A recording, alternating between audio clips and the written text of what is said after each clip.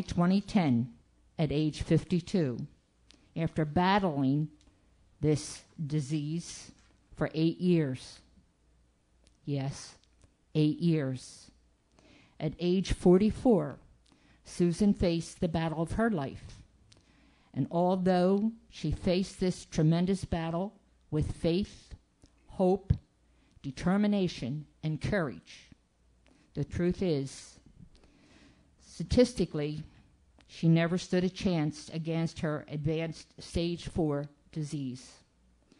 For years, ovarian cancer has been called the silent killer because its symptoms are subtle, common, difficult to diagnose, or even are misdiagnosed because they mimic other less threatening problems. However, symptoms do exist. And while the symptoms of ovarian cancer, particularly in the early stages, are often not acute or intense, they are not silent. They whisper. So we must urge women to listen. We have provided tonight ovarian cancer facts and a brochure. It lists the symptoms, what you should look for, what the treatments are, and the various tests that are available. We've also brought with us tonight for individuals, they want to take home a teal ribbon. It's got the symptom cards. Put up the ribbon to show that you are offering hope for those that are fighting this disease or in recognition of those who lost their lives to this disease. We've also brought ribbons for your town hall. We've got 100 ribbons. Hopefully they'll put them up as a source of recognition for the disease and their support that we're encouraging women to get tested, learn the facts. They're there. As cited in the proclamation, the fatality rate is high. It is very high for disease. It is the 5th leading cancer killer in the country. And more than 22,000 women will be newly diagnosed this year with ovarian cancer, and over 70% of them will die. That means ovarian cancer will kill almost 16,000 women. That relates to 1 in 71. Perhaps it would be your wife, your mother, your daughter, sister, grandmother, or a friend. Again, I repeat, the symptoms of ovarian cancer are awful vague or subtle. However, they do exist. And they are not silent, they whisper. So we must urge the women in our lives to listen to those whispers. Our foundation has great hopes and big dreams that our efforts, in some small way, will one day contribute to finding a cure for this dreaded disease and to insist in saving the lives of your loved one. Thank you so much for having us here this evening. We appreciate your support.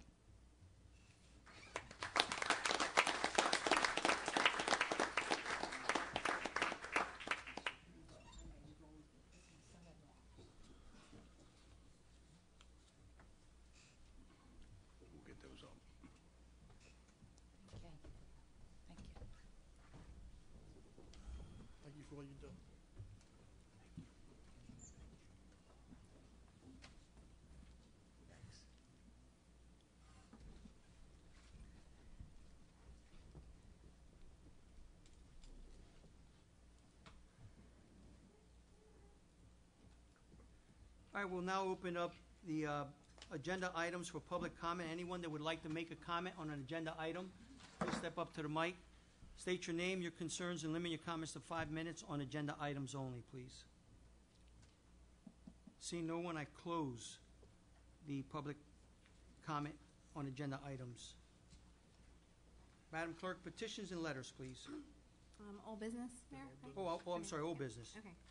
We have a report from our purchasing agent regarding proposals received by the purchasing board on August 8th, 2017 at 10 a.m. Commission Chamber City Hall for the project known as Occupational Health Services. Move the resolution. Second the motion. Any comments? Roll call. Commissioner Ennis? Yes. Commissioner Davis? Yes. Commissioner Perecca-Compare? Yes. Commissioner Sui? Yes. Mayor Santiago? Yes. The item carries. Welcome, Commissioner Ennis. Hi. Petitions and letters, please. Okay, this is just advisory that Mayor Santiago advised City Clerk of a confidential letter which he sent to the State Ethics Commission requesting a legal opinion on multiple possible conflicts of interest within the City of Millville. This doesn't require any action. Reports from commissioners. Commissioner Davis. Nothing at this time, Mayor. Commissioner Sui. Sure. First, we'll do the events. We have the regional home run derby. It's been postponed, this time to August 22nd due to weather. Play Streets is every Wednesday in August on Pine Street from 2nd and 3rd, and they're shut down so that the activities are provided for our youth. Fishing tournament, August 27th. Registration is at 9 a.m. at Corson Park. Community Day, September 9th, 12 to 3 at Buck Park. The 9/11 ceremony, September 11th, 6:30 p.m. at Buck Park. The Baby Show, September 17th, registration at 1 p.m. at Corson Park. The Pet Show, September 23rd, registrations at noon at Corson Park. If you have any questions, call 825-7000, extension 7394. And additionally, the Phenom Factory is celebrating their second anniversary on August 24th from 5 to 9 p.m., and that's at 102 South 8th Street in Millville. Streets and roads, and boy, is this one printed small. All right, for the month of July, we collected 227 tires, 161 street sweeping violations were written, 6,033 bags of loose leaves were corrected. The road repair on Riverside Drive was complete. That was quite a mess, and I'm pretty proud of the guys. We did that in-house to save a bunch of money. The road repair behind City Hall is complete, but of course now we have another road repair. So the Ware Avenue sinkhole, that's going to be closed for probably 2 to 3 more weeks. That was due to an underground drainage pipe that needs to be replaced, not because guys were cutting along the riverbank as some people thought that I heard about. We're grinding at the compost facility to get the piles of logs out, make room for more. And we've been out cleaning culverts on a regular basis, and most of the time you'll notice a lot of people think the culverts are clogged because the area is filled up. But when the rain stops and the volume of water decreases, they drain right out. So you can tell they're not clogged by that. Nevertheless, we still inspect them and clean them anyway because of any sand that may be getting washed in there. Work on the path around Hankins Pond has begun. Again, the paving has been delayed due to weather. Hopefully we'll get that accomplished this week. And with that, progress. Thank you, Commissioner. Commissioner Ennis? Nothing at this time, Mayor. Thank you. Commissioner Perecca-Compare? The city's been working very hard trying to get funds from FEMA for the previous storms that hit the area and did damage. It took a 2-year process, but I'm very happy to say we just received $60,000, so it was worth the effort. I would also like to receive and file the tax collector's report for July 2017. Second the motion. Any comments? Roll call. Commissioner Ennis? Yes. Commissioner Davis? Yes. Commissioner Perecca-Compare? Yes. Commissioner Sui? Yes. Mayor Santiago? Yes. Motion carries. Anything else, Commissioner? Oh, I'm sorry, progress. Progress, okay. Progress on my end. I don't have, I can't get on my, on the internet. So, do you have Fire's Department report? Yeah, fire report for the Thank month of you. July 2017. Do you have a hard copy? I think I do. Yeah, I can't, for some reason it's taking me out. She has it. Thank you. I have a fire department report submitted to me by Chief Michael Lippincott. Total emergencies responded were 128. Total fire calls for 2017, 675. Breakdown for the month, fire calls, structures, and dwellings were 8. Multiple alarm fires were 1. Second alarm, 1. Fire calls of vehicles, 0. Rescue motor vehicle crashes 27. Water ice rescues were 1. Hazardous conditions non-fire were 35. General service assist the public 5. Good intent 15, and false alarms were 35. Total man hours for emergencies were 462.7 hours. Drills and training, they had 1. Fire prevention and fire inspection, 7 community fire prevention demonstrations, smoke detector and carbon monoxide detector inspections. For the month, they had 26. Year-to-date, 211. Fire safety permits issued for the month were 12. Year-to-date, 84. And light hazard fire inspections for the month were 19. Year-to-date, 267. Total fire inspections completed by the fire department year-to-date were 562. Can I have somebody receive and file that, please? Move to receive and file.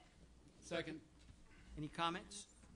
Roll call. Commissioner Ennis? Yes. Commissioner Davis? Yes. Commissioner Perecca-Compare? Yes. Commissioner Sui? Yes. Mayor Santiago? Yes. Motion carries. Thank you.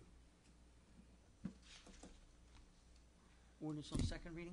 Yep. We have an ordinance amending Chapter 30, Article 9, Zoning Board of Adjustment, Section 30-85, membership to correct a clerical error that was made when Article 9 was previously amended on November 14, 2011 by ordinance number 21-2011. To increase the number of alternates on the Zoning Board of Adjustment from 2 to 4. Move the ordinance on second reading. Second the motion. Now, this is the ordinance on second reading. Anyone that would like, I'd open up this to the public. Anyone who would like to make a comment on this in reference to the adjustment for the zoning board, please step up to the mic, state your name and your concerns, and limit your comments to 5 minutes, please. Seeing no one, I close the public hearing on ordinance second reading 15.1. Roll call. Commissioner Ennis? Yes. Commissioner Davis? Yes. Commissioner Perecca-Compare? Yes. Commissioner Sui? Yes. Mayor Santiago? Yes. Motion carries. Ordinance on first reading, please. Okay, we have an ordinance amending the salary ordinance to create a new part-time title and range of compensation for the following. Code enforcement officer part-time with a minimum of $12 an hour and a maximum of $20 an hour. Move the ordinance on first reading with second reading on September 5th. Second the motion. Any comments? Roll call. Commissioner Ennis? Yes. Commissioner Davis? Yes. Commissioner Perecca-Compare? Yes. Commissioner Sui? Yes. Mayor Santiago? Yes. Motion carries.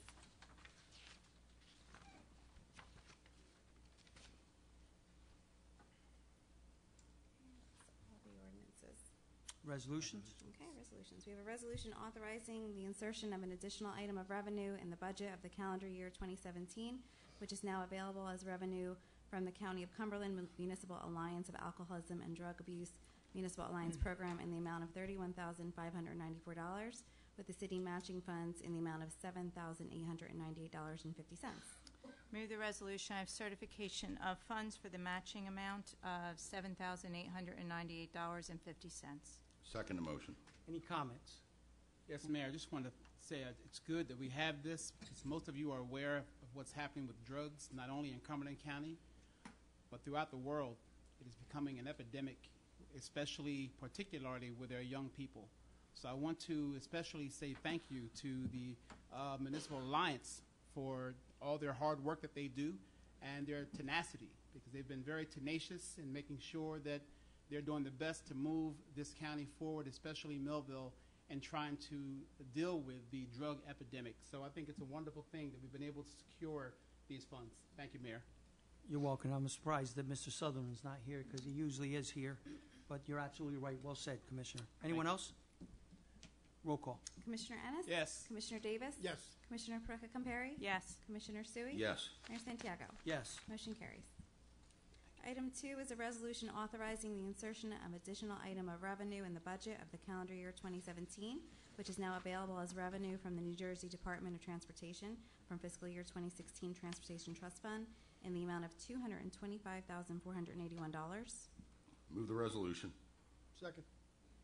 Any comments? Roll call. Commissioner Ennis? Yes. Commissioner Davis? Yes. Commissioner Perecca-Compare? Yes. Commissioner Sui? Yes. Mayor Santiago? Yes. Motion carries. Item 3 is a resolution authorizing adjustments in the tax and utility records. Move the resolution. Second the motion. Any comments? Roll call. Commissioner Ennis? Yes. Commissioner Davis? Yes. Commissioner Peca-Compari? Yes. Commissioner Sui? Yes. Mayor Santiago? Yes. Motion carries. Item 4 is a resolution authorizing the tax collector to enter into an installment plan pursuant to NJSA 54:5-19 with Patricia A. Gecka to pay the delinquent amount of $1,680 in 42 equal installments of $40 each beginning July 28, 2017, owed for sewer charges on Block 42, Lot 8, 1701 West Main Street. Move the resolution. Second the motion. Any comments? Yeah, this is one of the sewer hookups that the tax collector's office has been working very hard to find. They just found another one this week that hadn't been paid since 2004. So they continue to do the work. They think the issue was arising when the construction office was in-house. They were not informing the tax collector's office of permits for sewer hookups. So that's been remedied and hopefully will not occur in the future. Thank you. Anyone else? Roll call. Commissioner Ennis? Yes. Commissioner Davis? Yes. Commissioner Peca-Compari? Yes. Commissioner Sui? Yes. Mayor Santiago? Yes. Motion carries. Item 5 is a resolution authorizing cancellation of special assessment in the amount of $300 and $250 administrative fee approved by resolution number 233-2017, adopted on August 1st, 2017 for block 454, lot 3 due to property owner abated the violation dated June 13th, 2017 within the specified time period. Move the resolution. Second. Any comments? Roll call. Commissioner Ennis? Yes. Commissioner Davis? Yes. Commissioner Peca-Compari? Yes. Commissioner Sui? Yes. Mayor Santiago? Yes. Motion carries. Item 6 is a resolution approving military leave of absence and payment of pay differential due to a call-up of active military duty in the Air Force for Brian Day for the period covering August 1st, 2017 to September 23rd, 2017. Move the resolution. So moved. Any comments? Roll call. Commissioner Ennis? Yes. Commissioner Davis? Yes. Commissioner Peca-Compari? Yes. Commissioner Sui? Yes. Mayor Santiago? Yes. Motion carries. Item 7 is a resolution authorizing award of professional service contract with PT Consultants Incorporated of Belmar, New Jersey to provide environmental consulting services for the purpose of groundwater sampling and analysis of an area of the airport known as the pump station in an amount not to exceed $14,475 for the term of September 1st, 2017 to August 1st, 2018. I don't have it. It's got the Certification funds? certification of funds. I Sir. do not. You don't have that? We don't know who has. I think Commissioner Sui would You have think that. you put it in this pile of paper I somewhere? think so. It's also on the agenda. Ah, here it is. It is in this pile of papers. Okay, I move the resolution, and I have certification of funds in the amount of $7,500. It should be Wrong one. 14. Still wrong one. She put the wrong amount. Do you have another one there? Ah, this is helpful. Maybe. Yeah. Apologize, folks. And I have certification of funds in the amount of $14,475. Second the motion. Any comments? This is for the ongoing environmental cleanup out at the airport. The city is on the hook right now for this portion. We're investigating it and hoping that then we can tap into Purex, who is doing the other environmental work out there, and the city can get some money back. Anyone else? Roll call. Commissioner Ennis? Yes. Commissioner Davis? Yes. Commissioner Peca-Compari? Yes. Commissioner Sui? Yes. Mayor Santiago? Yes. Motion carries. Item 8 is a resolution authorizing special assessment of municipal liens for certain properties due to expenses incurred by the City of Millville relating to cleanup and trash removal, plus administrative fees in accordance with Chapter 11, Article 6 of the Municipal Code. Move the resolution. Second. Any comments? Roll call. Commissioner Ennis? Yes. Commissioner Davis? Yes. Commissioner Peca-Compari? Yes. Commissioner Sui? Yes. Mayor Santiago? Yes. Motion carries. Item 9 is a resolution authorizing an MOU between the City of Millville and Inspira Health Network setting forth terms and conditions of each party's obligation with respect to the provision of emergency medical services in the City of Millville. I make a motion that we table this till the September 5th meeting. Second. Any comments? You want to explain why? Realize. Yeah, the draft MOU that was on the website, Inspira insists that they're willing to negotiate. That was only in draft form. And so we're going to negotiate a little more. In 2 or 3 weeks, we can try to address it again. Okay, so this will be It's not a tabled till concern. September the 5th, the Yeah, next meeting. September 5th. Okay, very good. Anyone else? Roll call. Commissioner Ennis? Yes. Commissioner Davis? Yes. Commissioner Perricka-Compare? Yes. Commissioner Sui? Yes. Mayor Santiago? Yes. Okay, this item's tabled. Item 10 is a resolution appointing Mayor Michael Santiago as Director of Public Works and appointing Commissioner David Ennis as Director of Public Safety, and amending Resolution Number 356-2016 to reassign the backup commissioners effective August 15, 2017. Move the resolution. Second. Any questions? Was that Davis or Davis? Davis. Okay, thank you. Yeah, if I may make a comment, this resolution and resolution number 11, both are on the agenda at the advice of our labor attorney, Brown and Connery. The reason I mention that is because, Mayor, you can vote on 10, you can't vote on 11. I have a comment too, Mayor. This move is not to berate anyone or belittle anyone. By all accounts, the mayor's done a fine job as public safety director. He certainly is the expert on the board here in law enforcement, and this is just to protect the city. By no means does the mayor do anything wrong. This is just to protect the city, and in the next resolution to protect his son. I have a comment also, Mayor. First of all, I agree with Commissioner Davis. It is to protect the city, and the mayor's done a really good job with the police department. However, we have an ordinance which was adopted from the employee handbook that all 5 commissioners, well, I'm sorry, I don't think you were here yet, Bill, that 5 commissioners voted to adopt. That ordinance says, relative of a commissioner, unless the appointment is a non-discretionary appointment, no person who is the relative of a commissioner shall be appointed to employment with the city in the department under the control or supervision of the commissioner. The first thing I did when I read that is ask the attorneys what non-discretionary meant, and they assured me that this was not a non-discretionary appointment. And it outlines a specific procedure to do these appointments, and so that you know, we'll tell you what it is. In the event a relative of a commissioner seeks employment with the city in a different department, then the employment application shall be reviewed by the Personnel Committee and a recommendation made to the commissioners, who may make an appointment by the majority vote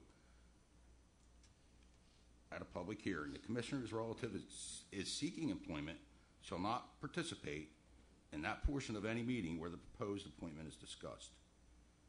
Now, I understand that many of you probably think that this is not a conflict of interest. But take into consideration a couple of things here. There's a couple of different types of conflicts of interest.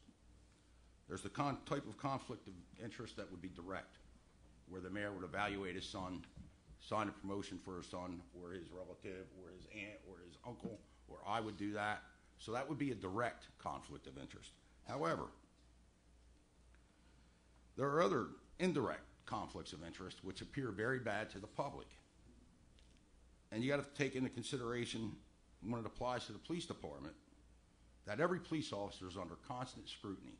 Right, wrong, indifferent. People are videotaping them. They're investigating them, whether they deserve it or not. There are complaints initiated against them. Many times they do nothing wrong, and yet someone initiates a complaint. So that complaint is going to first fall under a supervisor's responsibility and then internal affairs responsibility, and that stuff has to get investigated.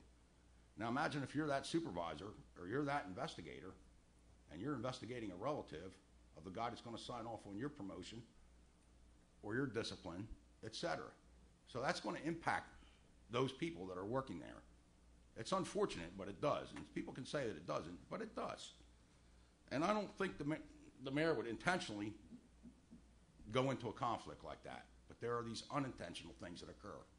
And don't think that an attorney outside seeking to initiate a lawsuit wouldn't use that against the city, because I've seen them use a lot less against the city.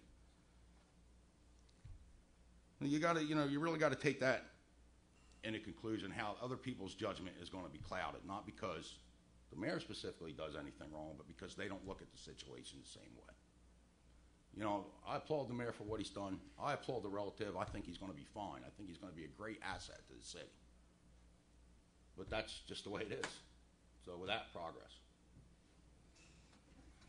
Mayor, do you want me to go first? I had a comment. Go ahead. If you need to speak last. Good. I just want to be perfectly clear. This has absolutely nothing to do with the job that Mayor Santiago has done. I know he's very dedicated to the police department. I know that he's implemented a lot of changes in the police department, and I feel that the police department today is a lot better than it was 3 years ago. You've done a fine job with that. This has to only do with our ordinance. It's Chapter 46, Article 17, 46-92. The commission had a closed session, and we revised regarding the appointment and also the mayor being in charge of that department. 3 attorneys weighed in, and they all had the same opinion. Based on the recommendations of the attorneys, the commission has no choice unless we want to risk another lawsuit. The past 2 times the commission ignored attorneys' advice, the city lost both the lawsuits. This time the city would be subject to a lawsuit, and if lost, we would, besides money, it would also cost the city a young man's career, and I don't want to see that happen. Well, commissioners, thank you. I appreciate those comments, although I think you're wrong. Being a lifelong servant,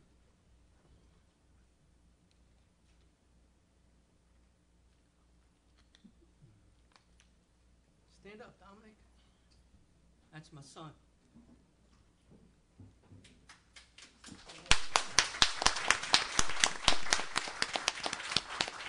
Following in the footsteps of his father, I worked here for over 30 years. My integrity will never be attacked. I felt that my integrity was attacked doing this. My son's integrity was attacked. This kid wants to serve the city of Millville so bad that he took a $14,000 cut to become a Millville police officer. If that's not dedication, what is? To represent this city. The problem I have is that all this that happened went every way. From being hired, no problem, you're okay. I was in Hawaii when I was advised that this wasn't going to happen, on vacation.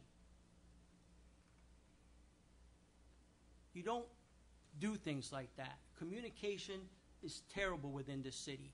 And I know, now that I've listened to these commissioners, and I hope they're telling the truth, because the future will show. The future will show if, in fact, they're standing on solid ground. But that kid's going to be a hell of a police officer.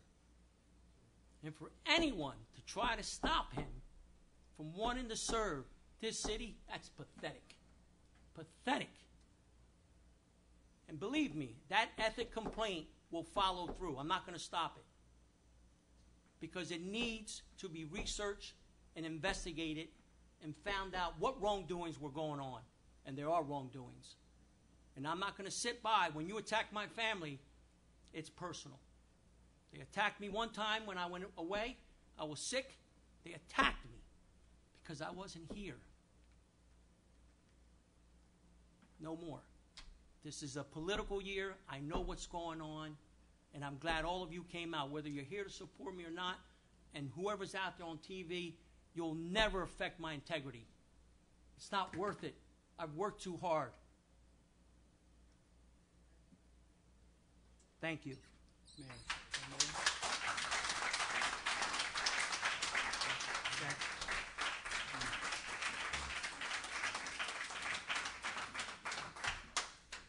I just want to echo some of the words of the mayor. First of all, for the past almost 4 years, it's been an honor for me to work with Mayor Santiago. Prior to coming here, I really did not know him. But I did know that he was a man of integrity and a man of honesty. And I, too, I'm very disturbed about how business is conducted here. And this is why I'm not seeking another term. Because when I initially ran, in my mind, I believed I was going to be, in my life, serving here in the city of Millville. It's what I always love to do. But I don't agree with my fellow commissioners, some of them.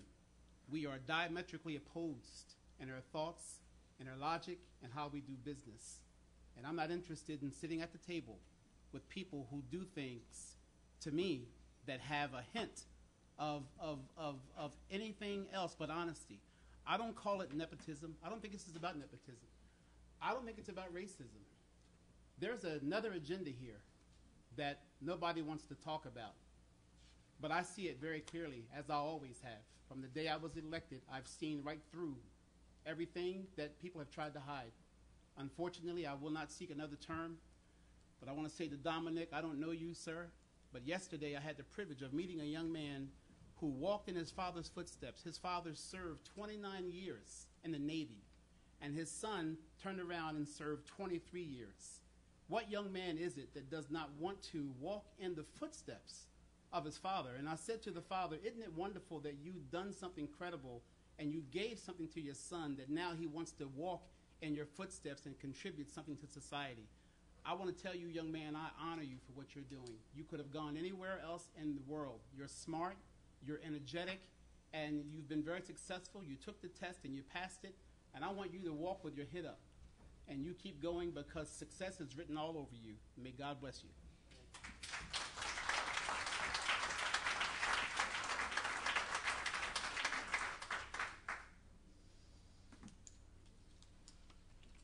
Roll call. Yep. Commissioner Ennis? I gotta see Rob for a second. This is number 10, right? Number 10. This is number 10. Number 10, and Mike, you vote on number 10. Yeah, excuse me.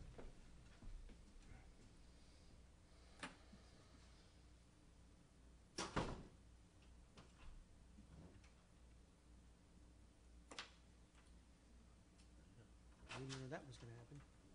You didn't know that was going to happen.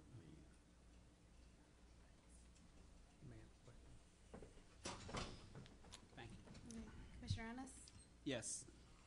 Commissioner Davis? Yes. Commissioner Perecca-Compare? Yes. Commissioner Sui? Yes. Mayor Santiago? Yes.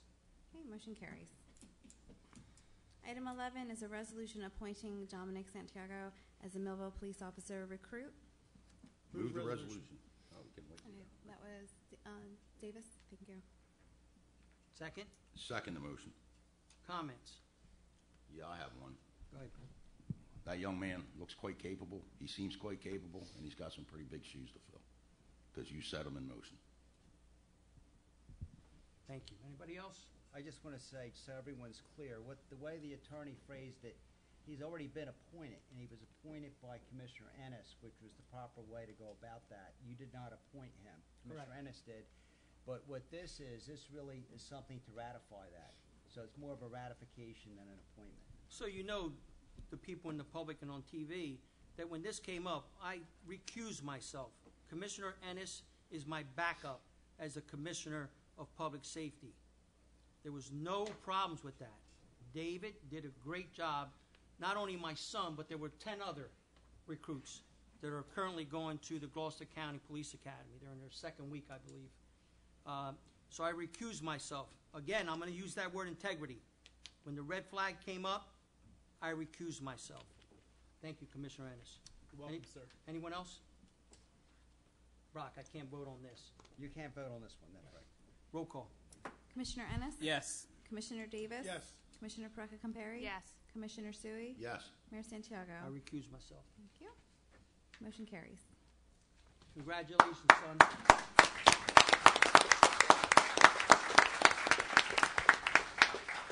Thank you, Commissioners.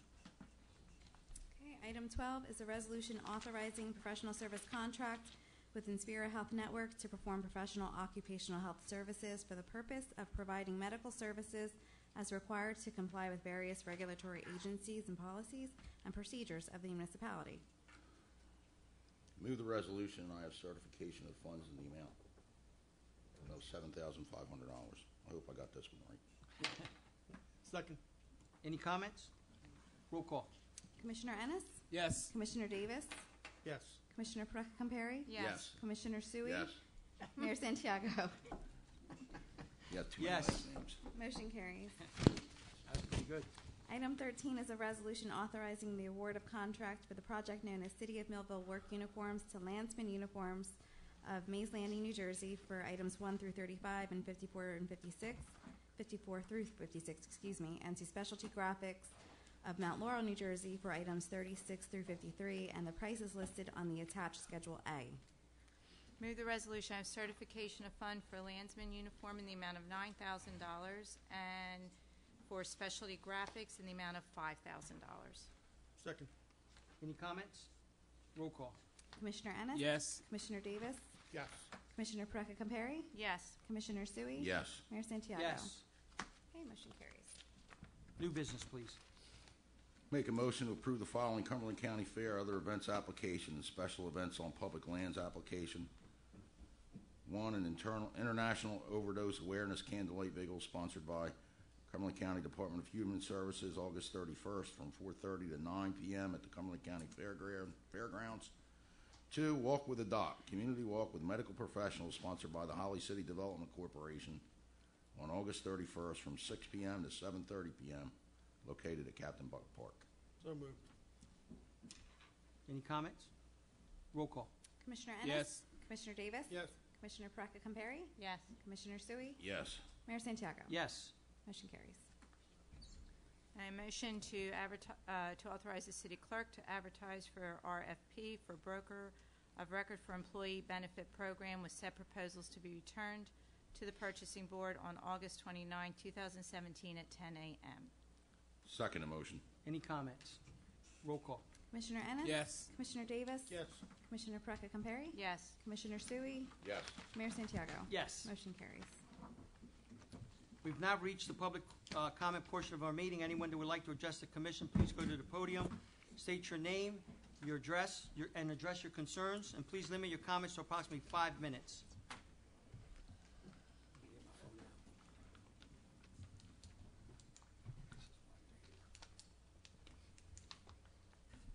Mr. Mayor, Commissioners. Good evening. Good evening, sir. My name is Philip Van Emden, and I was invited at the last meeting to respond to comments that were made that took at least 20 minutes, so I'll try and be brief, but I'll probably be longer than 5. My name is Philip Van Emden. I live in Vineland. I've operated a business in Millville for 30 years. I'm a volunteer board member with the Levoy Theater on High Street.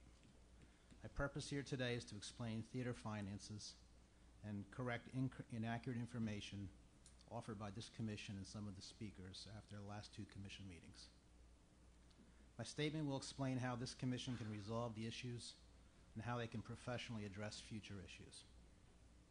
The theater and the city entered into a partnership. The goal of the partnership was simple. The city knew that the key to sustaining and promoting the arts district was to rebuild, operate, and support the Levoy Theater. Many studies concluded this. The partnership originated at a time when the economy was stable and development funds from the UEZ were growing. The city wanted their keystone, their crown jewel, completed, and the theater company wanted a home. After an extended period of planning and development, an opportunity presented itself. Through the guidance of the NDC, that's the National Development Council, a consultant to the city, the plan was set in motion to finance and build the theater. The plan included a tax credit component. Essentially, this means that poor or disadvantaged communities, like Millville, unfortunately, would qualify to participate. This is essentially how it works. The UEZ and the CCIA put up the initial construction costs to start the plan. In this case, it was $5 million. That money was sent to Chase Bank in New York, where Chase added $1.9 million to the fund. The total of $6.9 million was sent to Delaware, where a brand new company was formed to loan the project the money they already contributed to the theater. So follow this. The money that was already contributed was sent to New York, then sent to Delaware, then loaned back to the people that sent it. The advantage to this plan was simply that the city could leverage the UEZ and CCIA contributions by providing Chase Bank with an opportunity to capture a substantial tax credit. Simply put, the city turned their $5 million into $6.9 million without adding any new money. The final piece of the puzzle was a private financing of $1.6 million promised by Sun Bank and also guaranteed by the city. So let's recap. The city wanted the theater built and decided to invest $5 million and guarantee $1.6 million to do that. Now the question is, where does the money come from? Essentially, there were 2 sources of funds, basically. $4 million came from the UEZ fund, and $1 million came from the CCIA. The UEZ fund comes from sales tax from mall stores. sales tax diverted from Trenton to Millville. The theater is exactly what the UEZ was designed for.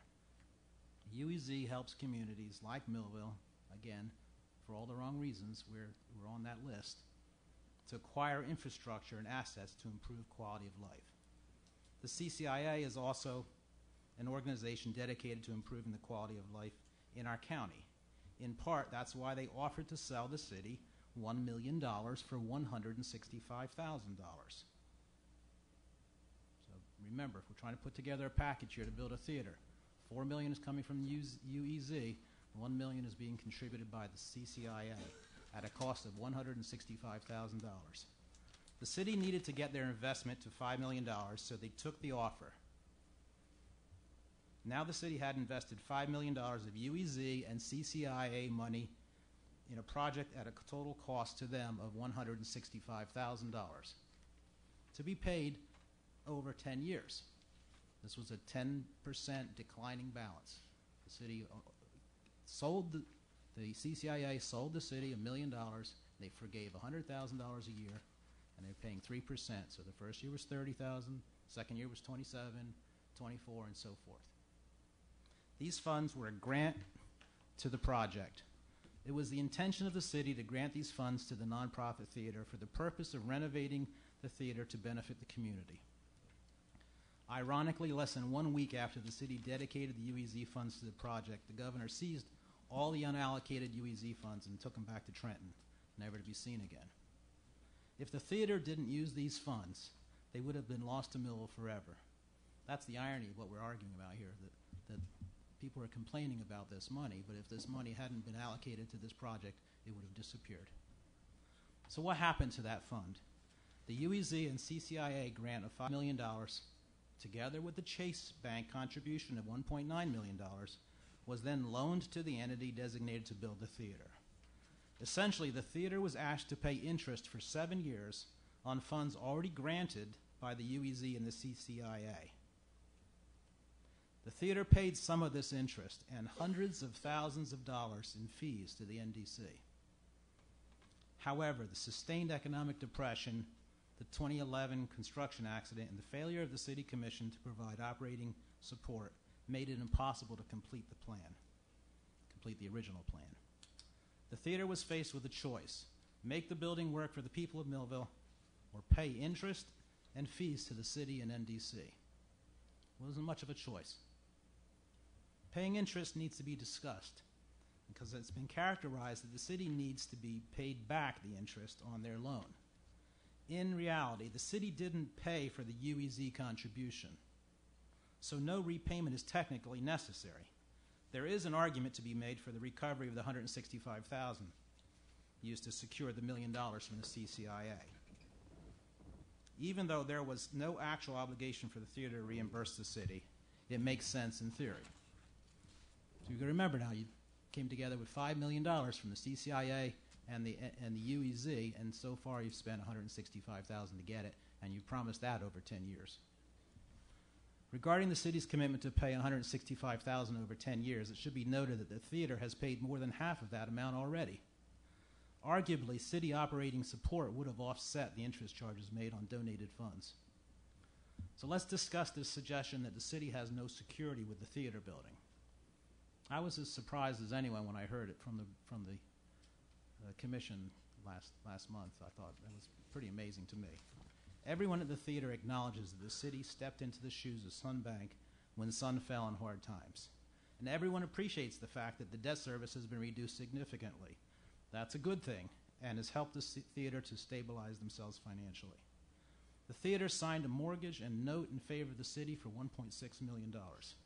It says, and we believe, that the city has a first position lien on the land, the structures, and the equipment.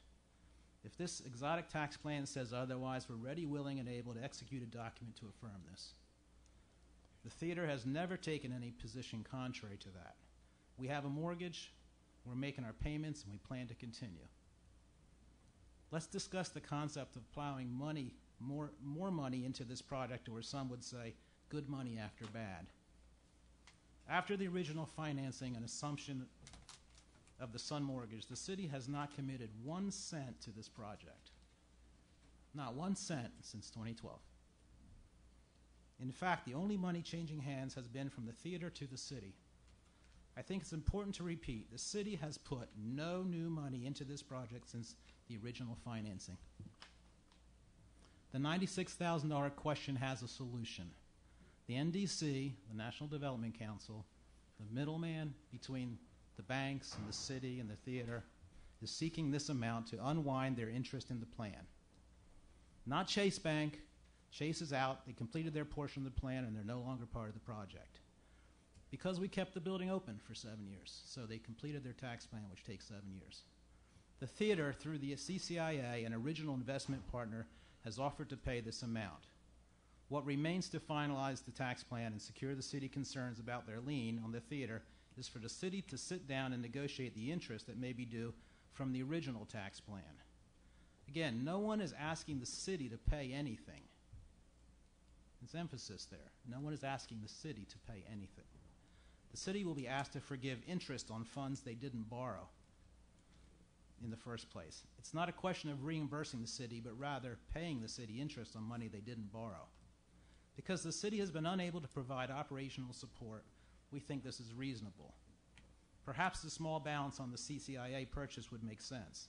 But before either of us pays this money, an accounting is required. And the theater needs to be part of the discussion. The tax plan is complicated and very difficult to understand. But what isn't hard to understand is the intent of the partnership between the city and the theater. The intent behind this public-private venture was to provide the community with an economic driver downtown and cultural benefits to the entire community. This has been accomplished and continues to grow every year. Numbers don't lie. Since the theater opened in September of 2012, over 140,000 tickets have been sold and close to 200,000 people have visited the theater. I'm looking out here and wondering how many of you have actually attended. Over 500 public events have been hosted, including local, national, and international stars. 150 volunteers have donated tens of thousands of hours to keep the theater vital. 10 people are employed. Educational and family programming is plentiful. Public and private schools regularly send hundreds of children to experience affordable, inspirational programming, including messages about tolerance, racial equality, bullying, and diversity. Economically, it's unquestionable that the thousands of visitors regularly fill area restaurants, bars, hotels, and shops. Up to 60% of our visitors may come from outside of Millville and the county for some shows, and it tends to flop around. If it's a more local show, we'll have 60% in county and 40% out. Sustaining the local economy is part of your obligation. The theater is one of the strongest generators of commerce in the downtown. Let's not forget the fact that the theater accounts for a significant amount of goodwill and cultural tourism through its extensive advertising of significant programming. Your theater downtown advertises the name of Millville and the positive aspects of Millville more than anything else in this community. By far. The theater has replaced a number of elements previously funded by the city.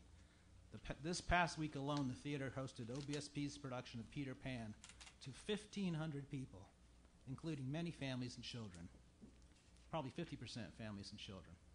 The production is one of the biggest ever staged at the theater, ever, in the 100 years. If you haven't seen it yet, you should. It might open your eyes to what's actually happening. And there are more shows, by the way. There's Thursday, Friday, Saturday, and Sunday, and some matinees for the families.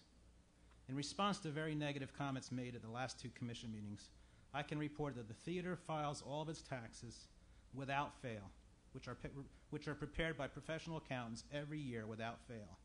At no time have we failed to comply with tax laws. To say otherwise is wrong. We also submit to audits every year without fail. Access to the truth is not as difficult as you might imagine. The entire board of directors and staff can receive inquiries and can get questions into the appropriate hands for answers. Our business office is open almost every business day, and our box office is open for all shows. A careful review of our tax returns will show that the theater has made significant progress in its ability to independently operate. You know we're independently operating because you're not supporting us. So I just want to put that out there. It's a very important thing that we're still around after 5 years, and this is a significant change from a lot of theaters that did not succeed. A careful review of our tax returns will show that theaters made significant progress in its ability to independently operate. Its revenue streams are increasing, and its accounts payable have shrunk dramatically, and it is qualified for State of New Jersey arts grants, among other things. Our tax returns will also show there were a number of very generous people and companies who have faith in our company and the way we're running things. Regarding the personal tax on me and by inference the Board of Directors, I'd like to remind everyone that the position is unpaid. In fact, board members have donated many thousands of dollars personally and many thousands of hours of work over the years to help launch this theater. My family alone has contributed over $50,000. It's easy to criticize the efforts of others. Maybe it's time to look in the mirror for some of us. To recap, the project did not and never cost $12 million. The UEZ and CCIA granted $5 million for construction, and the city lent $1.6 million as a first mortgage.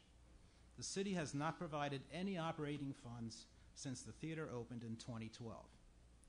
And it is not necessary for the city to pay the $95,000 to the NDC. The city theater is very successful, and the theater continues to be willing to sit down and discuss the very complicated tax plan whenever it's asked. At some point, this city must ask itself if it really wants to shutter a theater that has demonstrated an ability to operate in the worst economy of the state, and which is a real benefit to local business and families. If it's your intention to replace the theater board and get into the theater business, I predict you will fail. I don't have to be Kreskin to do that either. Unless you're willing to contribute hundreds of thousands of dollars a year, that is. Thank you. Thank you. Thank you.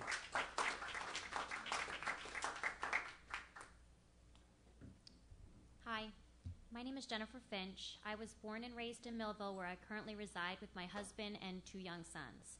I'm a teacher in the Millville Public School District, and my children attend Millville Public Schools. Yesterday at around 6:30 p.m., my family and I left home to hunt rocks in downtown Millville. As soon as we set out, we encountered 5 individuals who appeared to be passed out on both public benches and on the ground in public areas. One person was on a bench where the fountain's located on High Street. 2 people were at the entrance to Buck Park, and 2 others on the benches under the gazebo at the entrance to City Park Bridge. We next encountered a woman behind the public library with a band wrapped around her arm who was very obviously doing drugs in broad daylight where children walk and play. At this point, I felt very strongly that I needed to contact the police. The officer who answered asked for exact locations and said he would send a patrolman out to investigate. Less than 5 minutes into our family outing in our city, we quickly decided it was unsafe to continue and were forced to head back to our car, which was parked on High Street. As we approached our vehicle with our 2 young children, a woman was coming toward us carrying an oversized book bag, repeating the phrase, "Can I drop this here? Can I drop this here?" It was very apparent that she was under the influence. At this point, my husband told the children to quickly get into the car. The woman dropped her bag and tried to enter our vehicle. We forcefully told her no, and she continued walking. My children were confused and afraid. Our family outing ended with my husband and I being forced to engage in a premature conversation about drugs and addiction with our children. I am saddened by what our city is becoming. I'm not here to lay blame. I understand the overwhelming amount of crime and the problems the city is facing. I do, however, question the financial decisions that prevent us from hiring and training the additional police officers needed to properly patrol our city. We are in desperate need of a police presence in our community, especially in the areas that are designed and designated for our children. Our city parks, ball fields, and outdoor community spaces have become havens for illegal and illicit drug use. It is impossible for our children to safely take advantage of these spaces that we set aside for their use. I am here to implore our city officials to take the necessary steps to ensure that our town is safe. I want to have the ability to explore Millville with my children without fear of what they may encounter. Our children deserve a community that sets an example for what it means to be a proud and productive citizen. Thank you. Thank you, Mrs. Thank Finch. you. Very well said.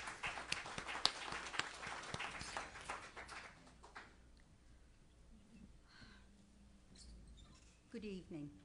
My name is Lois Ann Weiner. I am not a resident of Millville, but I am a participant in Millville activities. I would like to take a minute to address to the Commission regarding the Levoy Theater and our programming for children. It has been said that the Levoy Theater does not offer anything for kids. Well, this just is not true.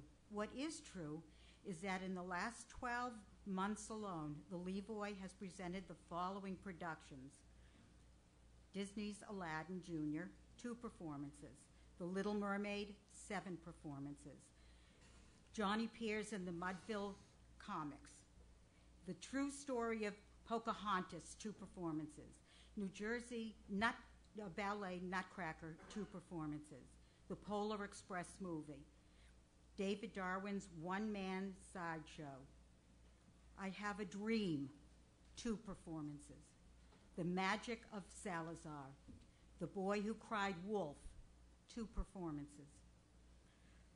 Major League Baseball's network presents Mike Trout, Millville to MVP, 2 screenings. What better event for our kids than to see a hometown hero celebrated nationally? We had Annie Jr., 2 performances; The Golden Dragon Acrobats, 2 performances; and most recently, Susical Jr., which was performed by our own summer camp. 80 campers attending a 3-week theater program that culminated in 2 live performances of a fully staged musical. Over 900 people attended these fine 2 performances. And just this weekend, the Levoy and the Off-Broad Street Players presented Peter Pan the Musical. 4 productions so far, and 5 more coming up this weekend. In total, 33 events in the past 12 months have been presented that are wholesome, culturally, and artistically valuable, educational, and at all times fun. The prices on these events ranging from free to $25, with the majority of them ranging from $8 to $12 for kids. More than 11,500 people came to these 33 shows alone, a majority of them children. Another 10,000 children have attended more than 62 school play productions offered throughout the school year for field trips. These numbers are real. Anyone who says the Levoy isn't benefiting children surely hasn't been to the theater to witness the extreme benefit of these thousands of young people experiencing a musical or play for the very first time. The Levoy is an incredible asset to this community, and especially the children of Millville. Thank you. You're welcome. Thank you, ma'am. Hi, I'm Naomi Jones, and I will be talking about my experience at the Levoy Theater. I've been performing with the OBSP and the Levoy Theater for over 5 years. Performing at the Levoy and being a part of the theater community is amazing. I have performed in many shows and many summer theater camps at the Levoy Theater. Through those experiences, I've met so many different people and have become one huge family. The effects of me performing and training at the Levoy has helped me with my acting career and other personal goals. 1, I am now considered a professional actress and soon to join the most prestigious actors union in the world, SAG-AFTRA. And 2, all of those summer theater camps have helped me learn how to work as a team, how to be confident and believe in myself. Because of this, I have been inspired to start my own theater camp, and I have been directing it for the past 2 years. I want other young people to experience and learn what I've learned throughout the year. The benefits of having the Levoy Theater in this community is not just for entertainment. It has helped me learn about our history, different time periods in the world, social issues, and many cultures. Stuff I could never get just from a textbook. And if having Levoy here in this community has done so many of these things for me, I know it has done the same for many others. This is why I love the Lavoie Theater so much, and I keep telling people about it. I am proud to say that I have personally brought over 100 newcomers to the Lavoie Theater, and I hope to bring more. There's nothing like our theater, and I think everyone should get the chance to experience it. And that is why the beautiful Lavoie Theater has to stay open. I hope to see all of you in the next show. Thank you. Well, stay there. I'm sorry, stay there for a second. May I ask, how old are you? 11. Wow, you have a bright future. Thank you. I am just, what school district are you in? Newfield. Let me say this to you. You are an outstanding young lady. And, Mom, I can see you back there smiling. You have a very, very talented young girl, young lady. Absolutely. And, Mom, you should be congratulated along with your father. Outstanding. Thank you for being here.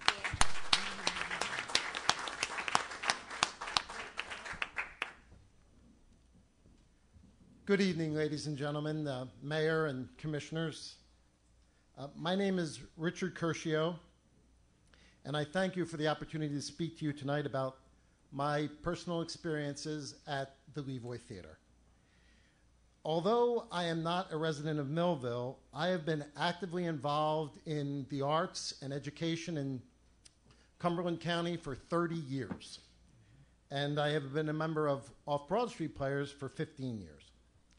I would like to share with you some of my experiences firsthand of what has gone on and the many successes at the Lavoie Theater. Since the gala grand opening 5 years ago, the Lavoie Theater has essentially focused on 3 areas of success in which it has helped the city of Millville greatly. I refer to them as the 3 E's: economic vitality, entertainment for the community, and education for the youth.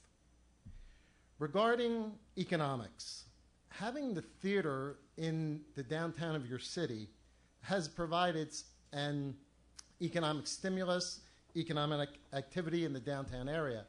For example, when my friends and family come, when I'm involved in a show in Millville, they not only buy tickets, but they patronize the restaurants on High Street. They even go to other attractions in Millville, such as the Millville Army Airfield Museum and other attractions. So that is great value. I would add, perhaps you don't realize, there are people involved in the Lavoie Theater from all over the South Jersey region, not just Cumberland County and not just Millville. Regarding the entertainment value of the productions, the Lavoie Theater is offering something with a degree of spectacle and opportunity that no one else really in Cumberland County can do. In its partnership with Off Broad Street Players, the Lavoie Theater has presented, as has been said, 24 major productions by Off Broad Street Players.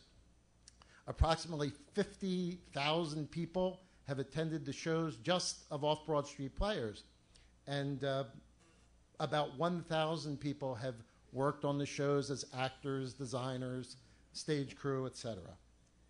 Perhaps you're not aware, there is a group in New Jersey, which is the New Jersey Association of Community Theaters, and they give awards for excellence in theater.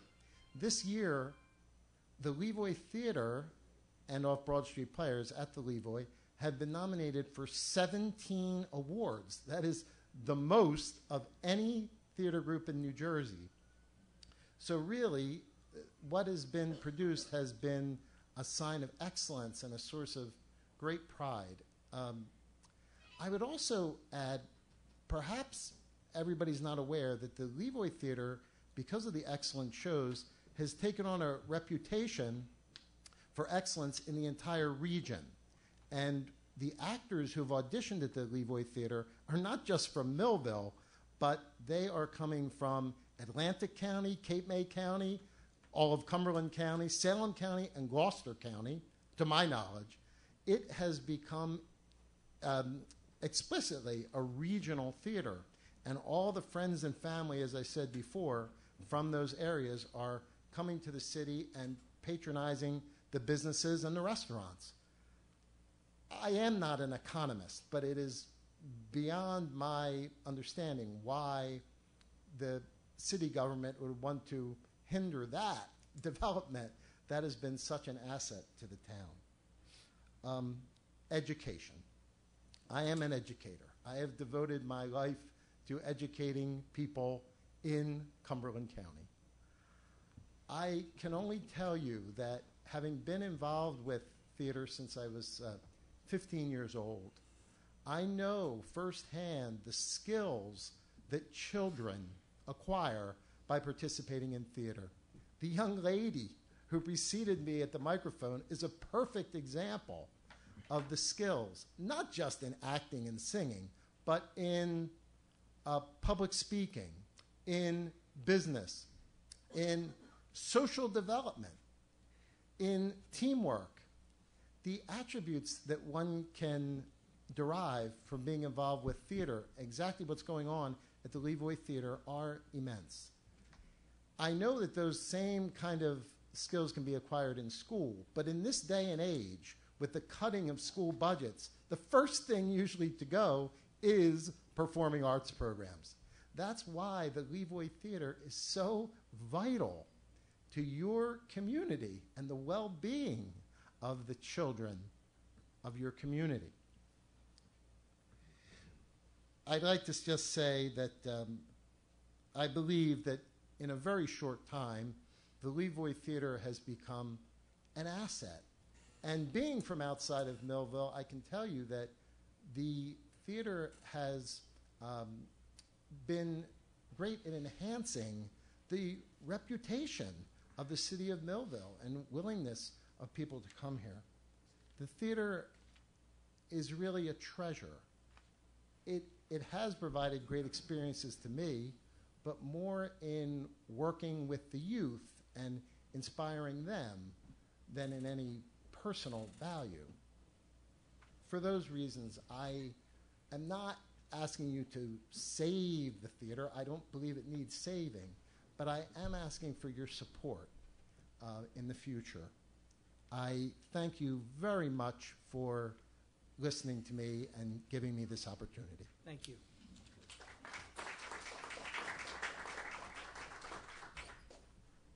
Hi, Cindy Cook, Millville, New Jersey. Many of you know me from some of my other volunteer work.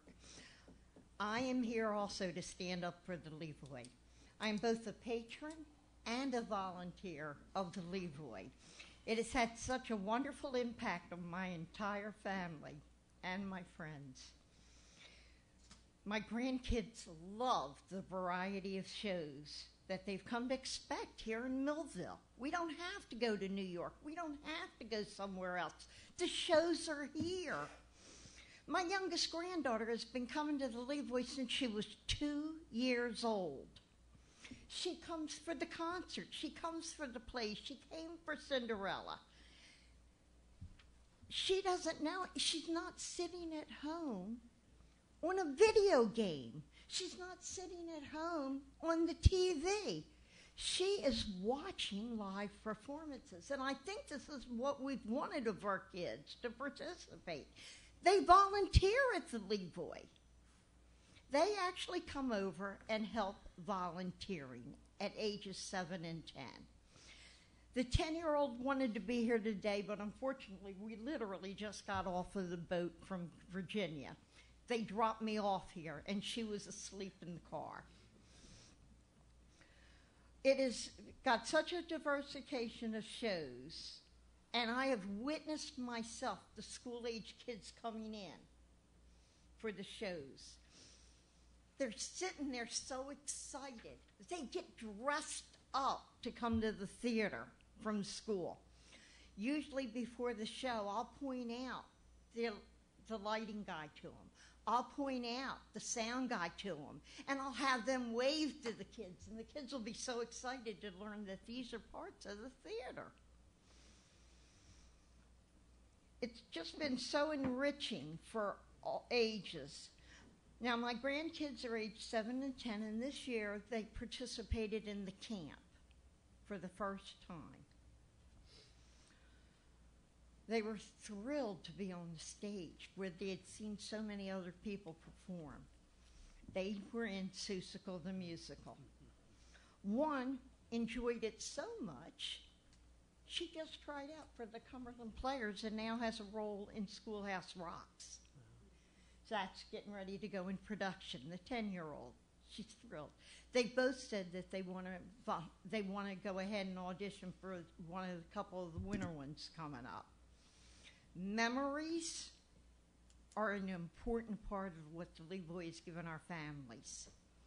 My grandkids remember sitting in the audience with their late grandfather.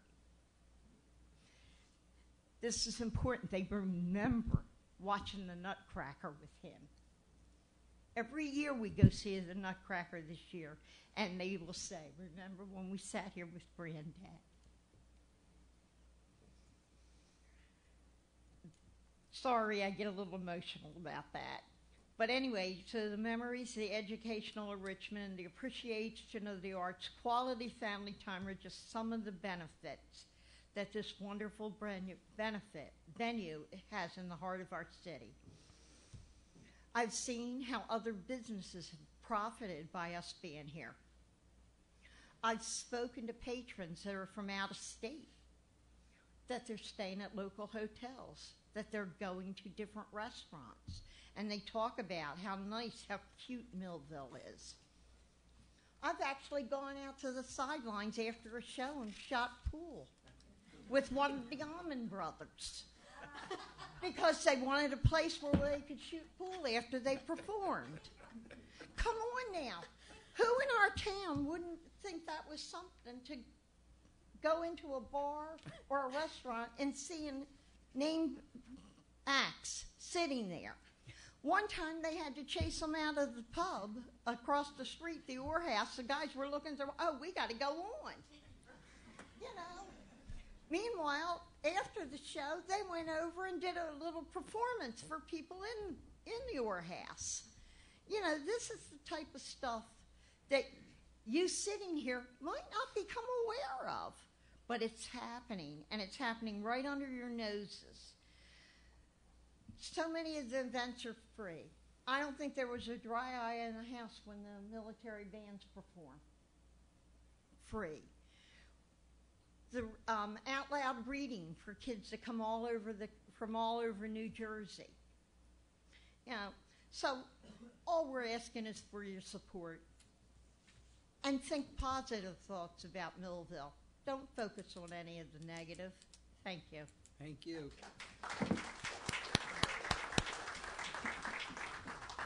Good evening, Mayor and Council. My name is Sam Brooks, and I am also not a resident of Millville, but I hope as you take a couple moments to hear my support of the Levoy Theater, you'll understand why I'm here. I am a resident of Deptford, New Jersey, in Gloucester County. I'm a board member of the Off-Broad Street Players. I am a professional musician, a regular pit orchestra musician at the historic Levoy, and also a music teacher in Gloucester Township Public Schools.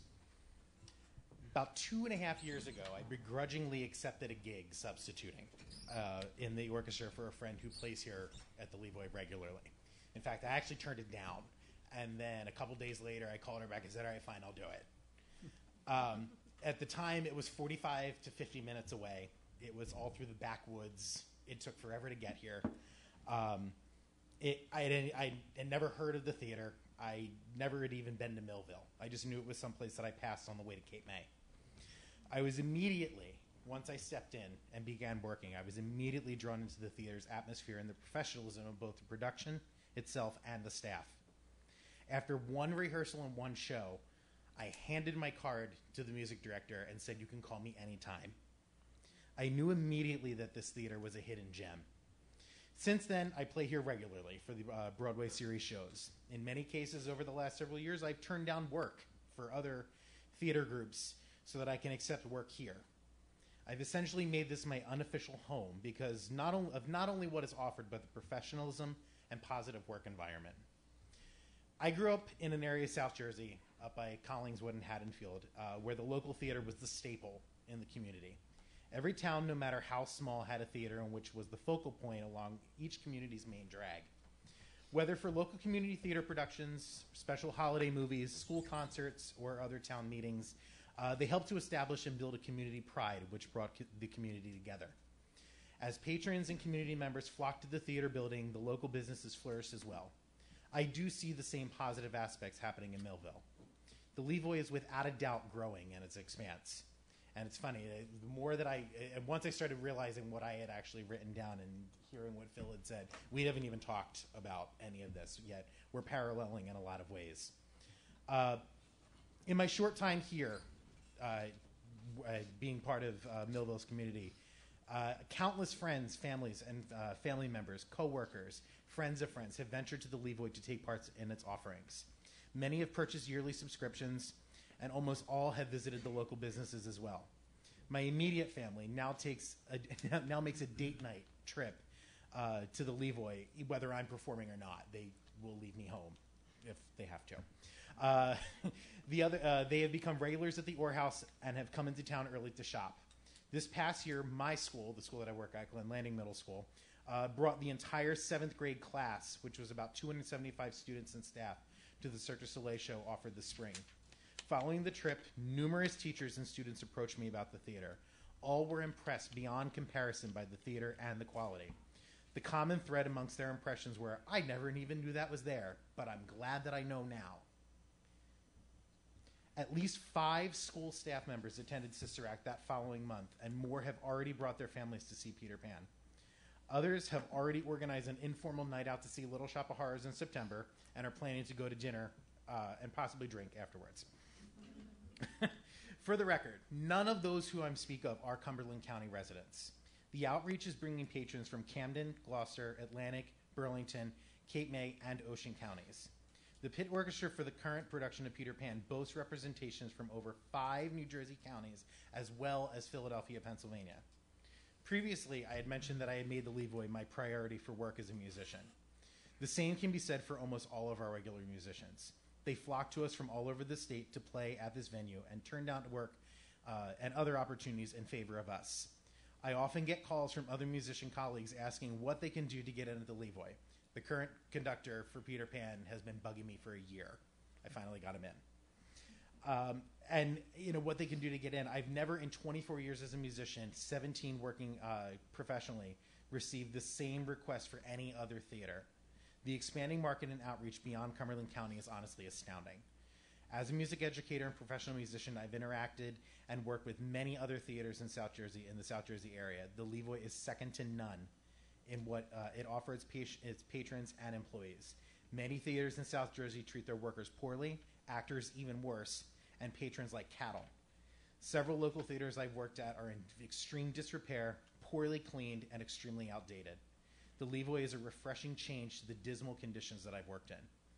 At the Levoy, the staff understands the business. The rooms, seats, and auditorium are always clean, and the theater itself can handle the productions it offers.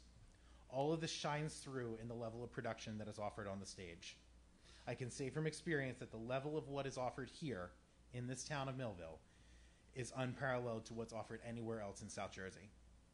2 years ago, I had never stepped foot into Millville. If you had asked me then if I would be performing regularly at a beautiful theater, that I would be a board member of a local community theater that's not even my own town, a regular patron of restaurants and businesses, and visiting Millville sometimes several times a week, I would have told you that you were indeed insane. Since then, my own life has taken a turn I would have never expected. I have the historic Levoy to thank for that. I hope that you consider or continue to consider the positive impacts that the Levoy is having on this great community for many years to come. Thank you very much for your time. Thank you. So when are you going to move into Millville? It might happen. We don't know. Okay, just asking. It could happen.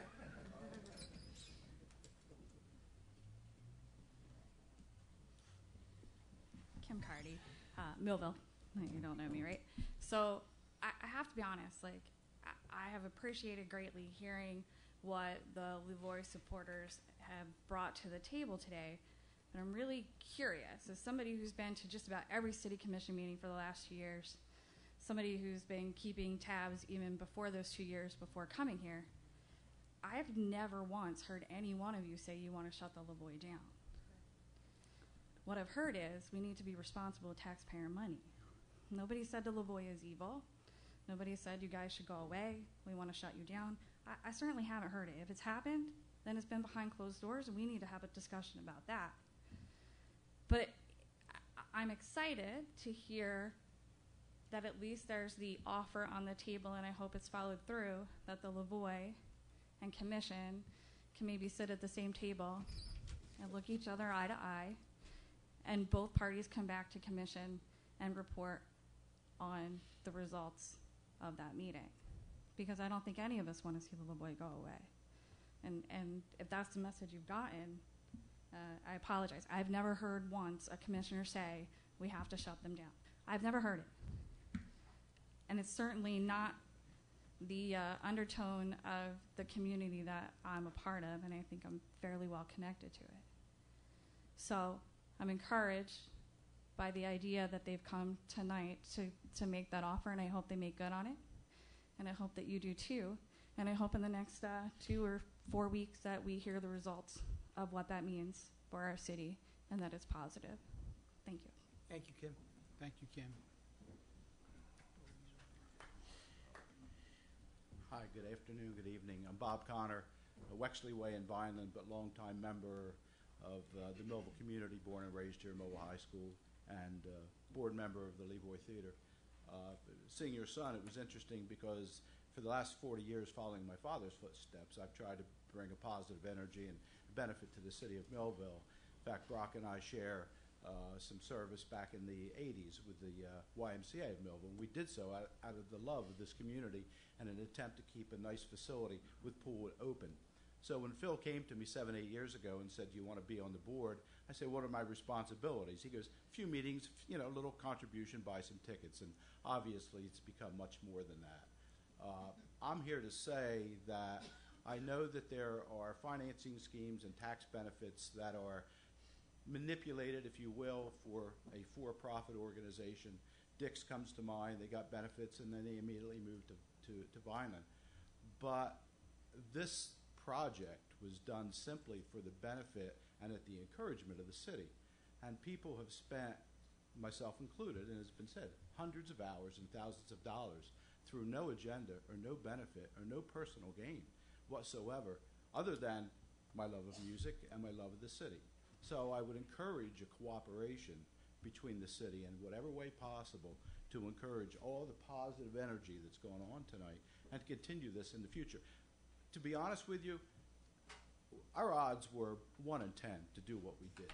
It's just amazing with the recession and the construction and the economy and where we're located that this theater has blossomed, and it's done so through positive energy and great success stories. So I want to encourage that. I want to encourage you to help us continue the success story, and I thank you for your time. Thank you.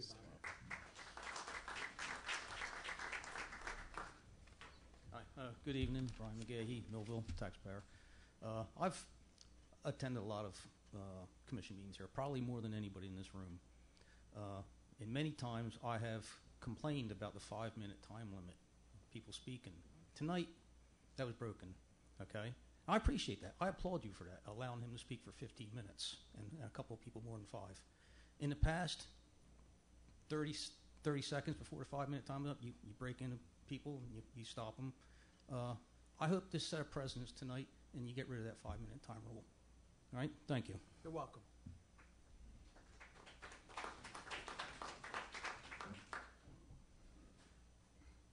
Good evening, Angeline Broomhall, Millville. I just wanted to echo what Kim said about the support for the Lavoie. I'm a regular commission meeting attendee. I've never heard any commissioner say that they wanted the Lavoie shut down or they didn't want to provide support. I literally have 4 of the 5 commissioners' phone numbers in my phone. Never have I heard them say anything like that. I do notice every time I come in to City Hall, there's Lavoie posters in City Hall. I think we do support the Lavoie. However, I am also a homeowner and a taxpayer and a single mom. And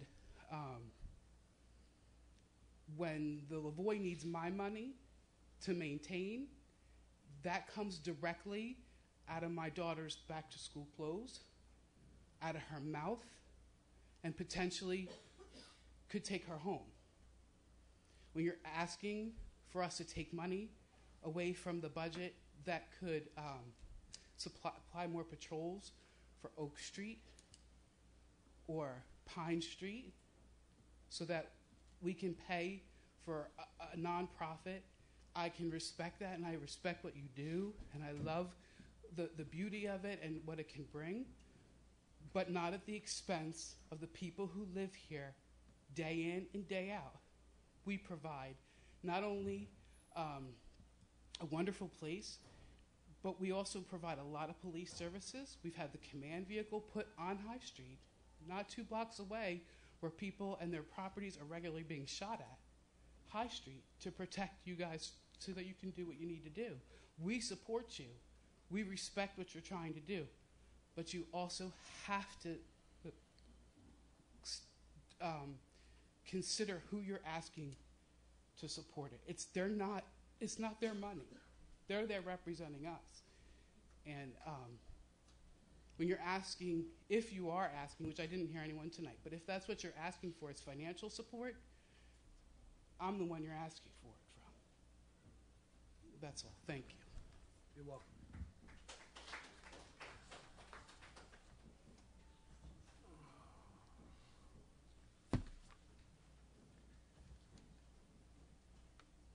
Good evening. Kurt Hewitt, Millville. Looks like maybe, possibly, some people have seen some comments. I agree. I'm going to echo. I've heard nobody from those chairs, nobody at this podium, say they wanted to see the Lavoie fail. Have any of you folks that have come out here tonight, did you see the letter, my reply to the letter from the gentleman from Egg Harbor Township? Did you read it? I guess not. That was pretty much a personal hit piece to one of the commissioners sitting up front there. And that's what my reply referenced. In case you didn't read it, I'll just break it down for you. The gentleman seemed to think that one of our commissioners would rather give free money to get businesses to come in town and not help the Lavoie and have it to close. Kurt, can I stop you for a second? Sure. You're actually directing your comments to us. Can you please do that? Yes. I know they're here, but please direct it to us. Okay, well, in Thank that you. case, I would You ask, can read what you're reading. Sure. Go ahead. Did all of you get the copy of the letter that I sent? I sent it, I believe it got to you in an email. I Jeannie, don't- did you that I'm send going to that reference email out? to. I didn't get it. I had sent you an email. I didn't disseminate it. I don't think there was a directive for me to disseminate it, but I can double check. Well, that. go ahead and read it, Kurt. You Okay, have I'm it? going to read the letter. This Go is ahead. in reference to a letter last week that was sent to the Lavoie Theater, about the Lavoie Theater, to the Daily Journal, from a resident of Egg Harbor Township. I won't mention his name. I don't think he's here. After reading the letter, Millville officials should support Lavoie Theater, August 8th, 2017. While I agree the Lavoie does have a place and purpose in Millville, the Lavoie has reaped many benefits from the government in Millville, from both current administrations and past. Now you say, I'll continue to read, then we'll finish. The Lavoie received grants for much of its rise to an empty shell from the past in Millville to what it is today. Past commissioners smartly crafted a design to bring the Lavoie to what it is today. Agreements that if you did your homework, you would find to be questionable at best. The Lavoie didn't bring restaurants and businesses that now occupy High Street. I also agree, as you stated, now keep in mind this is in reference to that letter that was written. A city needs to provide good quality of life for its citizens. But let me ask you, and this is directly to the person who wrote the letter. So, just what percent of the patrons that frequent the Lavoie, including yourself, actually shop or support High Street area? While some Millville residents have the opportunity to take in a show at the Lavoie, the vast majority of patrons are not from Millville. In addition, the Lavoie hasn't generated the promised foot traffic to local business. Commissioner Pareca Campari, along with 4 other current commissioners in the past 3 years, have made significant progress and taken many actions that benefit Millville in areas that past commissions had not been successful. With regard to the 30-year tax abatement that was mentioned in that letter, there is a private company, not Wheaton Arts, that has approached the City Commission to discuss the possibilities of an assisted living facility neighboring Wheaton Arts. This project has only been in discussion. Formal negotiations are expected to begin in the coming months. There has been no promise of a 30-year tax abatement from any person sitting there. At the time that the Lavoie was working through its restoration and subsequent rebuilding, many residents warned the Sitting Commission and the Lavoie that the financials presented indicated that the theater would struggle if not fail. This warning came from many individuals, including Mr. Pareca, who was also referenced in the letter the gentleman wrote to the Daily Journal. The Lavoie is not paying its bills, nor are they keeping the promises to the city of Millville and its taxpayers. To compare the seemingly willful intent to not pay their debts to another organization that willingly approaches the city to work through their temporary financial struggles is unfair. By crying favoritism is insulting. One organization pays and is transparent with their financials. One organization doesn't pay and is not transparent with their financials. It's not favoritism, it's business. The City of Millville cannot afford to carry the financial burden of every non-profit organization that positively influences the city. There are many, by the way, who will qualify and are more deserving. I'll leave out one part there. I appreciate, no, I'll leave it. And I went on, basically was talking to the gentleman that wrote the letter, so I'll stop there. But basically that's what I had written to the journal. It came out today, I guess, on the web edition, so it'll be in tomorrow, most likely. Okay. And you, if you'd like, I could email each of you a copy of it. But, like I say, nobody's saying that the Lavoie needs to go away. I've never heard it. I've been here a lot. It's just amazing how a letter that I had to respond to can show up. And after a couple other citizens in Millville start just requesting, because there's never even been a resolution yet to pay, not pay, accept an offer from a money company or whatever it is. That hasn't even been brought forward as a resolution. But now, finally, we do at least get somebody here to, and it's a group of you, which we appreciate, to speak up. All I can say is, like we've said along, it's going to be you guys' decision, but it is on the backs of the people that live here. The majority of the people, I think, that came tonight to back the Lavoie, and I appreciate them doing it. They don't have to live here.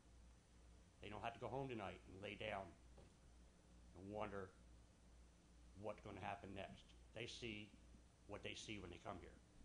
We don't live that. Somebody else had made mention to responses that there are on High Street at times and stuff when they're here.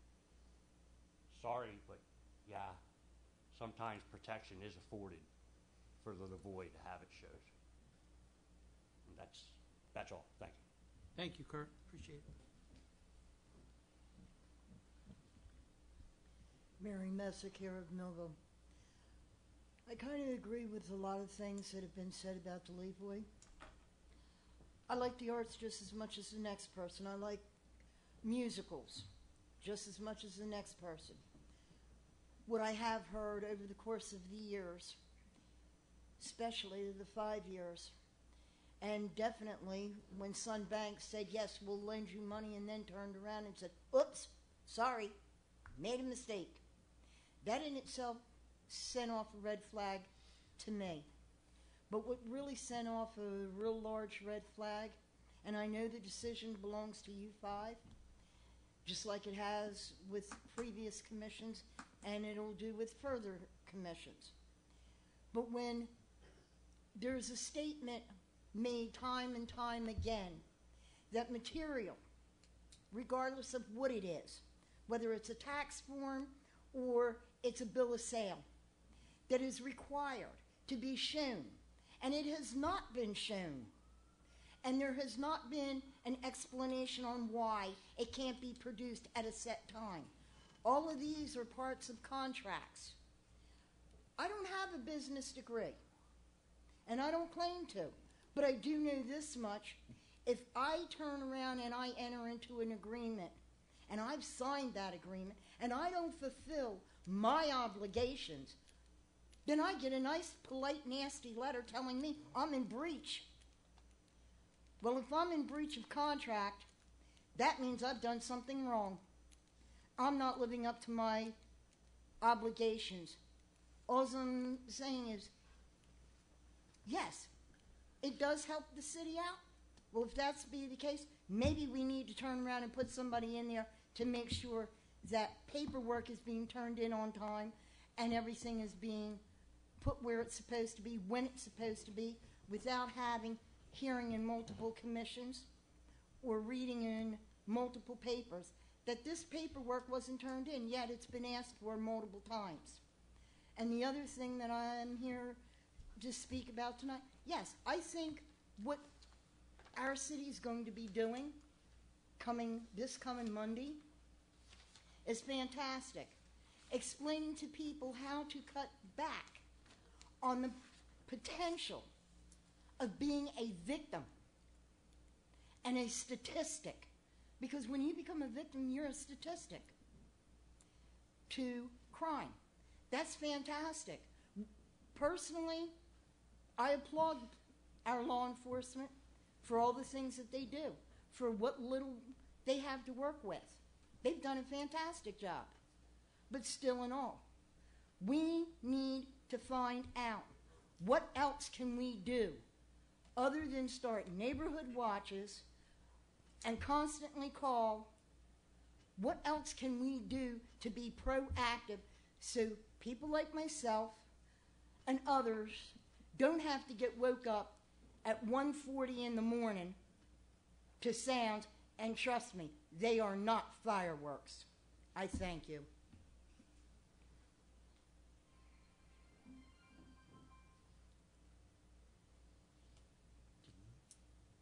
Anyone else? I close this portion of the public comments for the City of Millville Commission.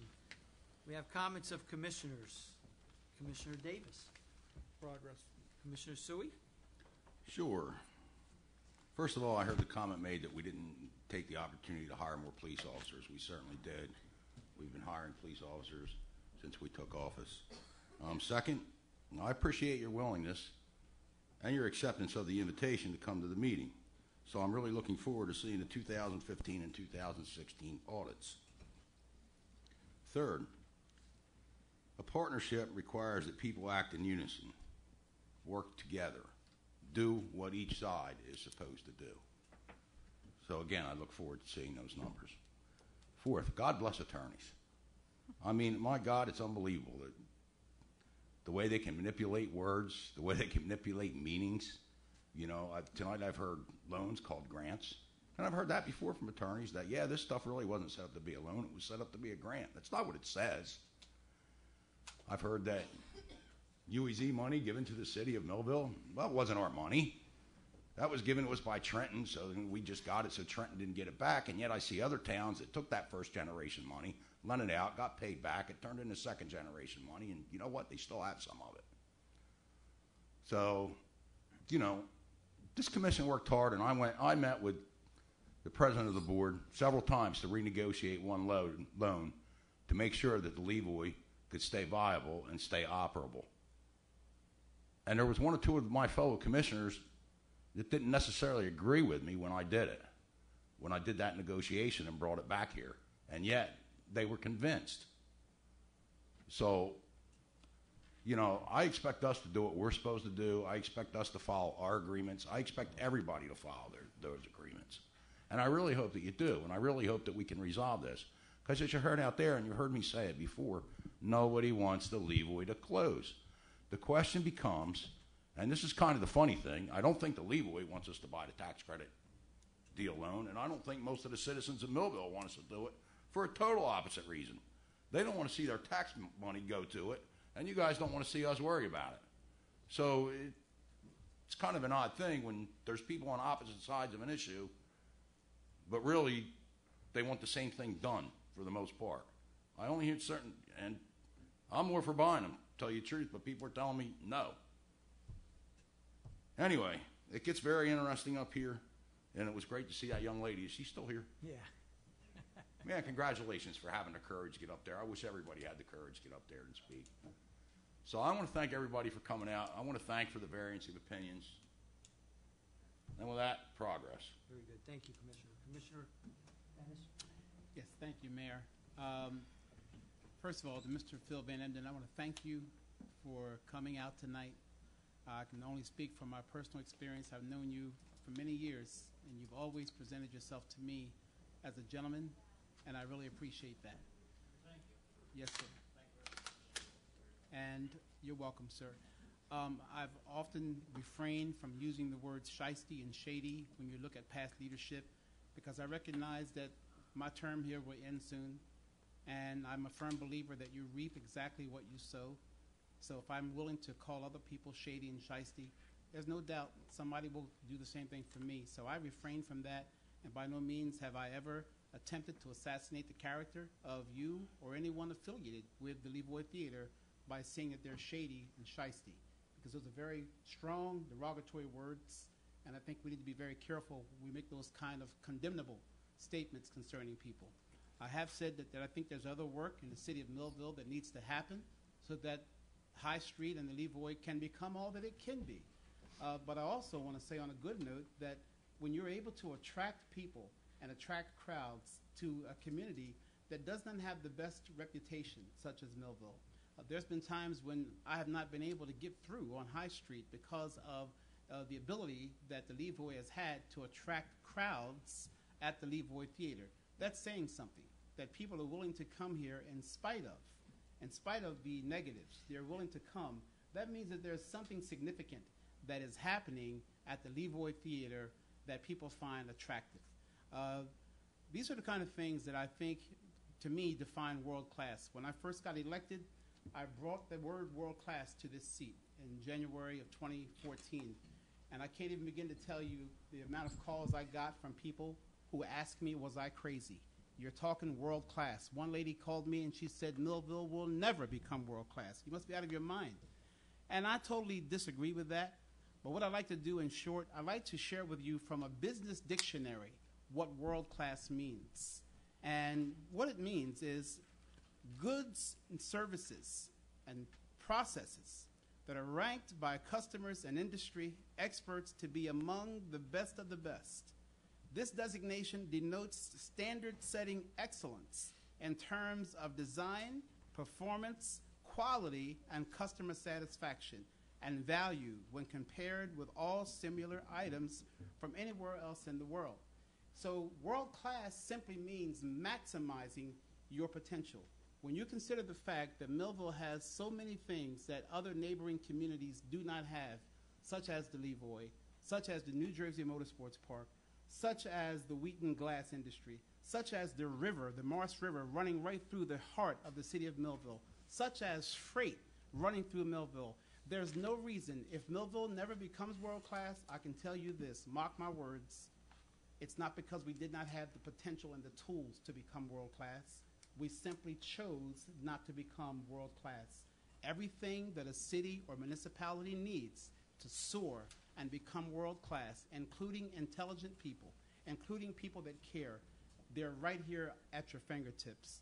To Mrs. Finch, who I see have left the room, I want to say to her and her husband that I think that it was a shame that they had to experience what they experienced. I also want to thank her for being an educator in this city. And what I would say to this community is we cannot afford to lose Mr. and Mrs. Finch's, and we cannot afford to lose their children. So we have to do whatever is necessary to combat the evil that continuously complicates life here in the city of Millville. In closing, again, I think that we have the potential as a community to work together, to work cohesively. I think that the Levoy can be spared. I think that it's already demonstrated that. To Miss Jones, little Miss Jones, I want to especially applaud you again. I thank you for the ability to stand in front of all of these people, and it also demonstrates and suffices my belief that the future of the theater, and not only the theater, but the future of Millville, has a great deal to do with acclimating the youth. The school district must somehow come and work and synchronize with the city. That means everything that the city believes in and does, you've got to see the school in it, because our young people are the future of this city. And if we're not acclimating them, if we're not marinating them into what we have, then we're not really doing anything. So I think tonight was proof that this young lady has been inspired. She's been able to encourage over 100 people to come to the theater. So the future, I agree with you, Phil. I don't know a thing about theater. So if you leave it into my hands, it'll be a lost ball in high weeds, because that's something that you have to know what you're doing. We don't want to see it close, but listen, my term is up in November. Next year, I'm free as a bird. I will help you in any way that I can to keep it going, to make sure it does not close. Having said that, Mayor, I thank you for the opportunity. Have a great night. Thank you, Commissioner. Commissioner Perry. Yes, I'm sorry Mrs. Finch left, but hopefully word will get back to her. I've taken very seriously safety in the city. That's been one of the priorities of mine. I know the commission has felt the same way. We work very hard on code enforcement. We work very hard with the police department. We have 10 new recruits. I believe we're going to get 2 more. 11 now, I'm sorry. And we're going to get 1 more, so there'll be 12. The police have been active. We made sure they've had funding for a walking patrol. They're starting up the bike patrol. I know I enjoyed, my kids are older now, and it's been 20 years since I've done that with them, but we used to walk downtown, go to the bakery in the old days, and we always went to the library. And it's sad when I hear that people in town do not feel that they can do that now. And that will continue to be one of my priorities for however long I'm here, and for whatever we can do to help improve that. As far as the Levoy, no one wants it to close. Nobody wants it to fail. We spent too much money on it to let it fail at this point in time. I was always taught that numbers were cut and dry and simple and you can read them, but they can be skewed. And Mr. Van Emden, you and I will never agree on the numbers of the Levoy. Yes, some of the funds were given in grants and some of them were given in loans. And I agree with Commissioner Sui, those things seem to be interchangeable. In my world, they're not. But the bottom line is the loans were not repaid. If they were repaid, we wouldn't be here discussing this. It would be a non-issue. The loans were restructured by the past commission and by this commission, all in an attempt to let the Levoy succeed. If we wanted it to fail, we would have demanded you pay back the loan payments that you weren't paying previously. We were very, very, very generous, thanks to Commissioner Sui, with what we did for you for that. Moving forward, hopefully we can work out an agreement. City's going to have to think about it. City has lost a lot of interest on the loans, interest that could have gone back to attracting businesses to this town, which we sorely, sorely need. We need jobs. Jobs will help with the crime. Jobs will help with the issue facing us. And unfortunately, the way the UEZ loans were handled previously, it has not allowed us to have them now to pay it forward to businesses that are approaching us that want to come here. So hopefully the Levoy will continue to be successful.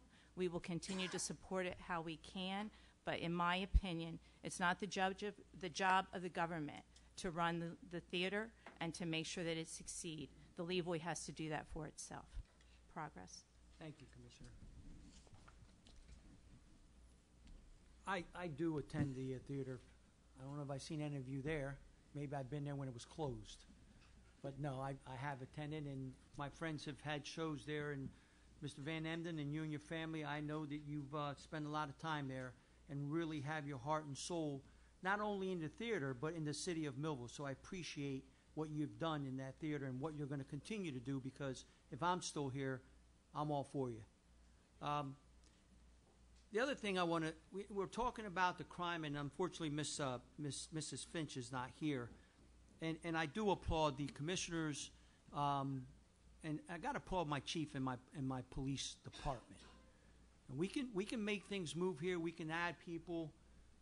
We can promote people. But you got to give credit to the men and women that are on the street every day, putting their life on the line. That's what we don't understand. We have a chief that's doing an outstanding job. He has a great administration. There was someone that asked me at one meeting, how many cops you need? I said, give me 50. We'll take 50. But I'll be realistic with you. It's not going to solve all our problems. We're going to solve our problems when we change the way people think. You know, you have a great group of people right here, right now, that can influence 5 people today, 5 people tomorrow, and move on. Let's start thinking positive. I just came from a great trip in the Pacific where I walked 2 miles into town and 2 miles out of town, and everybody I walked by, good morning, good afternoon, good evening. We need to bring that back to the city. Everybody here has a great heart. Everybody here wants to do what's right. So let's start. I want to start with the commissioners. Let's start being a little bit more nicer. Let's start being a little bit more respectful to each other. I think that'll go a long way. And if we can do that, you can do it, and this community will improve. And young lady, you have to move to Millville. And we're going to make you the poster child for the city of Millville, because what you did up there was courageous. So thank you so much. With that, have a great night. Thank you for coming. Continue to be part of this commission. We really appreciate it. Thank you. Can I get a motion to adjourn? This meeting's adjourned.